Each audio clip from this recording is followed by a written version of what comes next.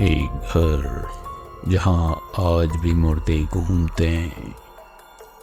यह सुनकर आपको थोड़ा अजीब ज़रूर लग रहा होगा, लेकिन यह सच है।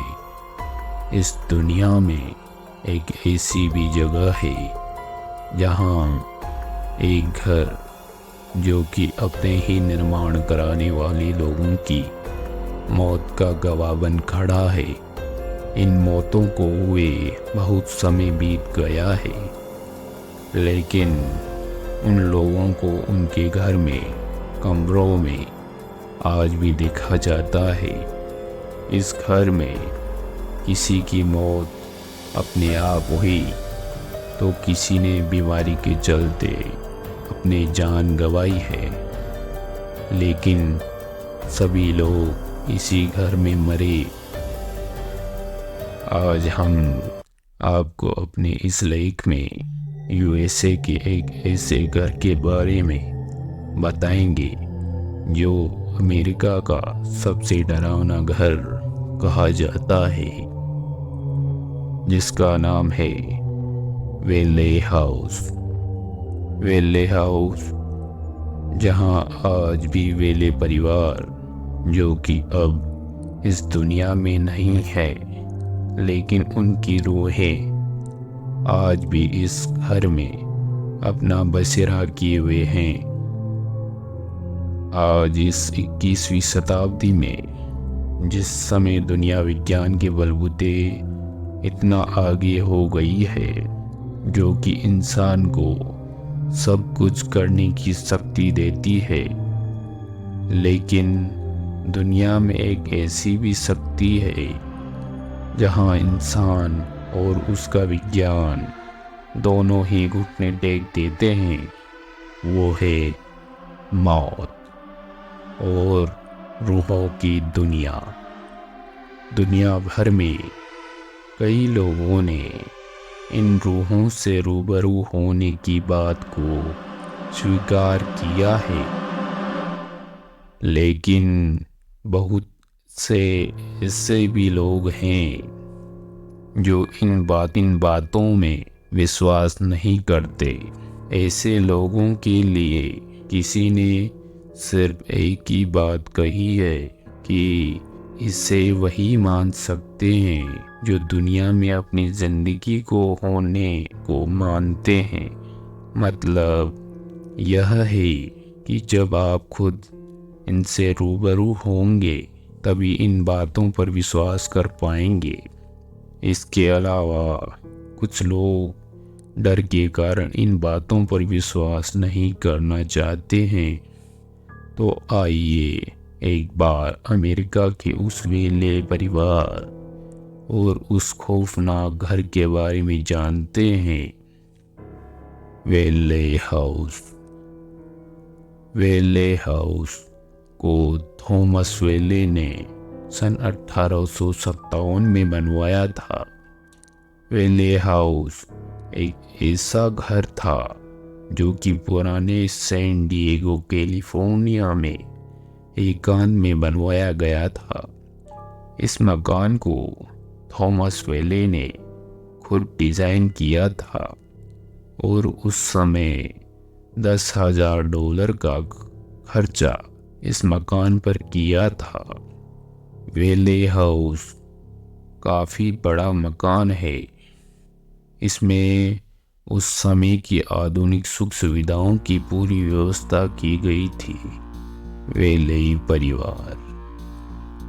वेले हाउस को थॉमस वेले ने सन 1857 में बनवाया था। थॉमस वेले का जन्म अमेरिका के न्यूयॉर्क शहर में सन 1823 में हुआ था। थॉमस कुछ दिन न्यूयॉर्क में रहकर वापस सैन डिएगो में आकर बस गए थे और वहीं पर उन्होंने अपने वेले हाउस का निर्माण करवाया था। उस समय उनके साथ उनकी पत्नी और 3 बच्चे भी इस घर में रहने के लिए आए थे। वेले हाउस में हादसे। वेले हाउस में हादसों की शुरुआत वेले के 18 महीने के बेटे जूनियर थॉमस की मौत से हुई। थॉमस अभी 18 महीने का ही हुआ था कि उसे तेज ज्वर ने अपने कब्जे में ले लिया और उसकी मौत हो गई। आपको बता दें कि वेले परिवार के इस घर में आने से पहले ही थॉमस मानते थे कि इस घर पर रूहों का कब्जा है। ऐसा बताया जाता है कि जिस साल उन्होंने इस घर को बनवाना शुरू किया था, उसी वर्ष एक व्यक्ति ने फांसी लगाकर जान दे दी थी और उसकी आत्मा आज भी मकान के इर्द गिर्द घूमती रहती है।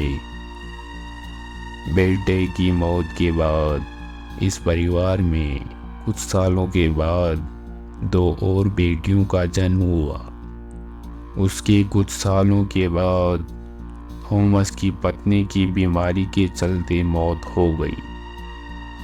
थॉमस के बड़े बेटे ने वायलेट वेले ने जॉर्ज टी बर्टो नाम की लड़की से शादी कर ली।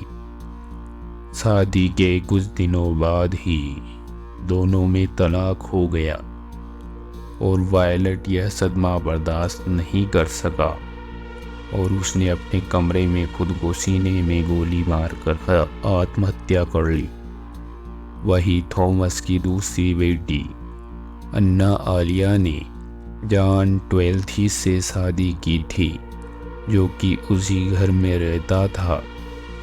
घर में पहले से मौजूद रूह ने अपना असर दिखाना शुरू कर दिया था और एक एक करके थॉमस परिवार पर अपना कहर ढा रही थी।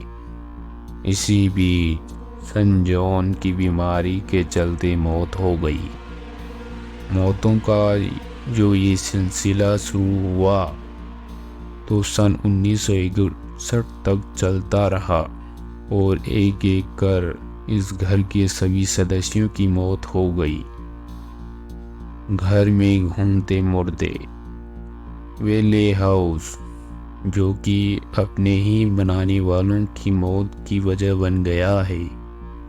इसके कारण इस मकान को कोई भी खरीदने के लिए तैयार नहीं होता।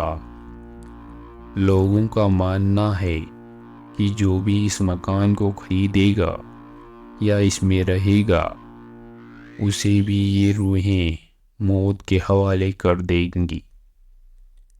आज भी इस मकान में थॉमस को उसके कमरे में चहलकदमी करते हुए महसूस किया जाता है। सबसे खौफनाक मंजर तो वो होता है जब आलिया अपने कमरे में बालों को संवारती है और उस समय उसकी छाया साफ तौर पर आईने में देखी जा सकती है। वही कुछ लोगों ने घर के पीछे वाले कमरे में अन्य सदस्यों के भी होने का आभास किया है। इस घर को सरकार ने अपने कब्जे में ले लिया है। इस घर में एक घोस्ट हंटर ने अपना रिसर्च किया था। उस रिसर्च की टीम में शामिल एक व्यक्ति ने बताया कि जब वो इस घर में प्रवेश कर रहा था, उसी समय रात के 1 बज रहे थे और चारों तरफ भयानक अंधेरा था। जब वो घर के अंदर पहले कमरे में दाखिल हुआ तो उसे लगा कि कोई महिला जो कि अपने हाथों में कुछ लिए हुए हैं और अंदर के कमरे की तरफ जा रही है। जब उस व्यक्ति ने उसे पुकारा तो वो पीछे मुड़ी। उस समय उसके बालों से उसका पूरा चेहरा ढका हुआ था और हाथों में एक खंगी सी कोई चीज़ थी। उस समय जब टीम के उस सदस्य ने उस पर टॉर्च की लाइट दी तो वो उस दरवाजे में समा गई इसके अलावा वेले हाउस में वायलेट का कमरा जब वो गया तो उसे महसूस हुआ कि कोई उसके पीछे आ रहा है, और जब उसने पीछे पलट कर देखा तो वेले का पूरा परिवार उसके पीछे खड़ा था।